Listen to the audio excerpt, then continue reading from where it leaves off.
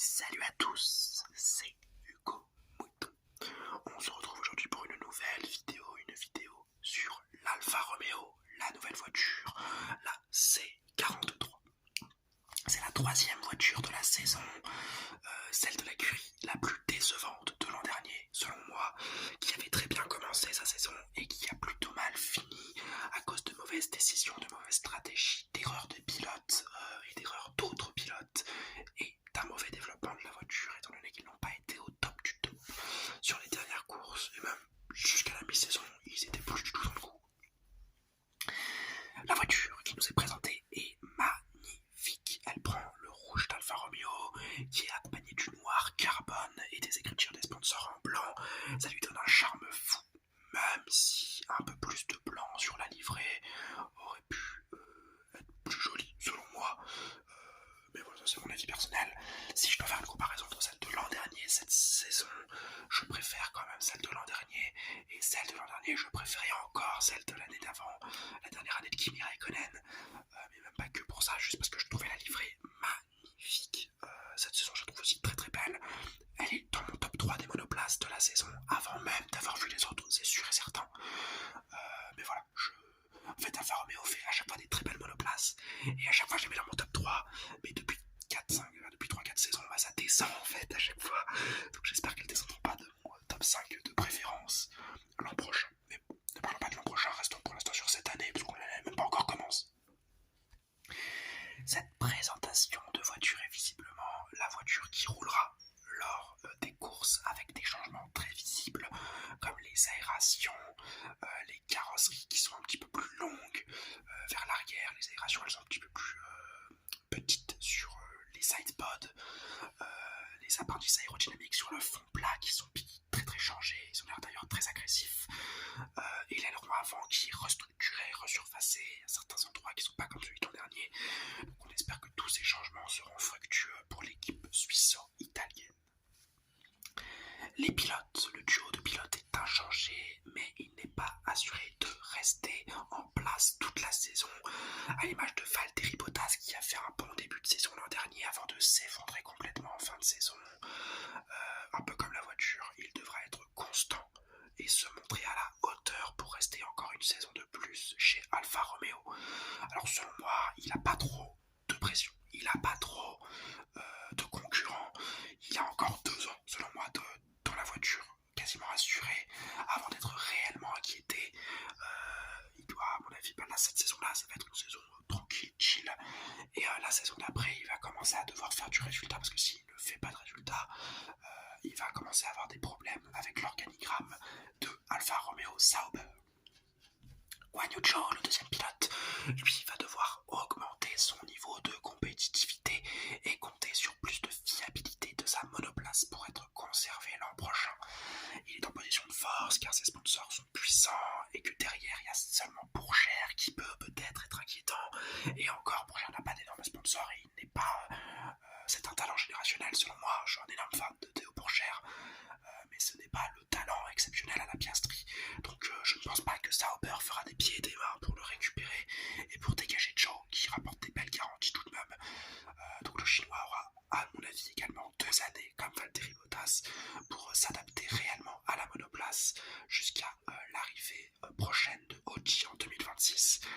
Et à ce moment-là, les cartes seront rebattues et ils regarderont les résultats, et si Guan Yu Zhou a été efficace, ils le garderont.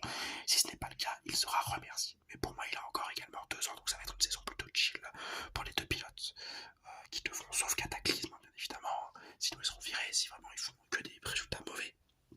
Mais sauf Cataclysme, ça devrait bien se passer, il devrait être conservé cette saison et la saison d'après. L'organigramme, lui, a été chamboulé avec le départ de Vasseur, qui va chez Ferrari remplacé par Andreas Seidl, ancien de McLaren, qui abandonne les Britanniques. On en parlera ça dans la présentation de la voiture McLaren, de l'abandon de Seidl chez l'écurie de Woking. Et donc il rejoint Alfa Romeo dans l'optique certaine d'être le boss de Audi en 2026. Donc le boss d'une écurie d'usine avec des gros moyens, avec une écurie qui l'aura structuré pendant 3 ans, ce qui ne sera pas négligeable. Donc c'est un très bon move pour Seidl selon moi, que je comprends totalement. c'est un très bon remplacement aussi pour Alfa Romeo qui a peut-être, qui a besoin d'un, même pas peut-être, qui a besoin d'un gros directeur d'écurie après le départ de Frank Vasseur, qui était un directeur d'écurie vraiment très très bon et très reconnu. Cette saison sera importante pour les Suisso-Italiens qui devront enfin s'imposer dans le midfield et montrer qu'ils sont capables de tenir une saison entière au même niveau. Parce que entre les saisons où ils démarrent du bas et où ils finissent un peu plus haut, et les saisons où ils démarrent du haut et ils finissent un peu plus bas, il va falloir un jour se maintenir et arrêter d'être une écurie inconstante. Donc la constance sera le fin mot de cette saison. C'est la dernière saison du sponsoring Alfa Romeo qui devra préparer son board à 2 saisons Sauber, donc l'écurie, Alfa Romeo Sauber se renommera Sauber l'an prochain parce que Alfa Romeo n'arrêtera de les sponsoriser.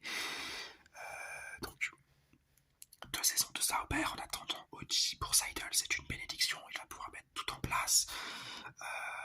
Et vraiment, pour moi, Alfa Romeo, c'est probablement l'écurie la plus chill de ce tableau sur les 3-4 prochaines saisons, puisque Audi va arriver, donc ils ont une assurance de futur, et là l'organigramme va juste être à mettre les bonnes personnes aux bons endroits, ne pas avoir peur de remplacer certaines personnes ou de former certaines personnes, donc vraiment, si on doit mettre une pièce pour 2026, je mettrai une pièce sur Alfa Romeo actuellement, vu la restructuration qui est en train d'être faite, et surtout le temps qui leur est donné, et les les compétences, et même le chill, le calme qui leur est donné. Ils vont pouvoir construire une écurie, reconstruire une écurie dans un calme tout à fait spécial, un calme qui n'est pas donné à toutes les écuries, voire même à quasiment aucune écurie, et ils ont une assurance jusqu'à 2026, on est en 2023, ils ont 3-4 ans d'assurance sûre et certaine, donc vraiment, je pense que Alfa Romeo va être très très chill, et cette saison actuellement sera une saison d'assurance, de prise de marque pour chacun, et de consistance si possible. Ce sera donc la saison de l'adaptation et de la mise en place du nouveau programme de Sauber qui ne devra pas changer jusqu'à 2026. Voilà, pour moi, l'organigramme ne sera pas changé jusqu'à 2026. Et même à 2026, je ne pense pas qu'il sera changé. Je pense qu'il sera conservé.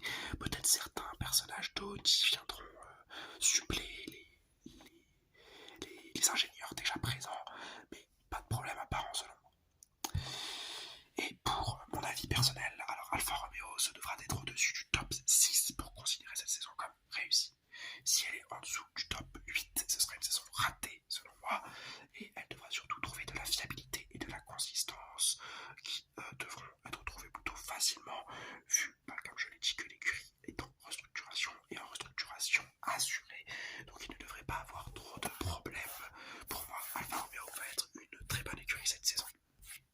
Une très bonne écurie parce qu'elle pourra tenter des choses, tenter des stratégies, tenter des paris que certaines autres écuries comme As ne pourraient pas tenter, de peur d'être bloquées ou de peur de perdre tout ce qu'ils ont en course. Alors que Alfa Romeo, franchement, Sauber, l'avenir de Sauber est assuré. Il y a 3 ans, 4 ans même d'assurance totale.